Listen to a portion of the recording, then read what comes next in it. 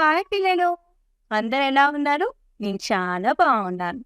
ఇవాళటి మన కథ వచ్చి కోడిపుంజులు రాబందు. ఈ కథ మొత్తం శ్రద్ధగా వినాలి పిల్లలు, మీరు మంచి పిల్లలు కదా. రామయ్య ఇంట్లో ఒక కోడిపుంజు, రంగయ్య ఇంట్లో ఒక కోడిపుంజు ఒక కోడిపెట్ట కోసం మాట్లాడుకొని ఒకదానిపై ఒకటి తలపెట్టాయి. ఓడిపోయిన పుంజు పారిపోయి పొదల్లో దాక్కుంది. గెలిచిన కోడిపుంజు గెలిచిన గర్వంతో ఒక పోరీలు ఎక్కి బిగ్గరగా కొక్కరొక్కో అని అరవసాగింది.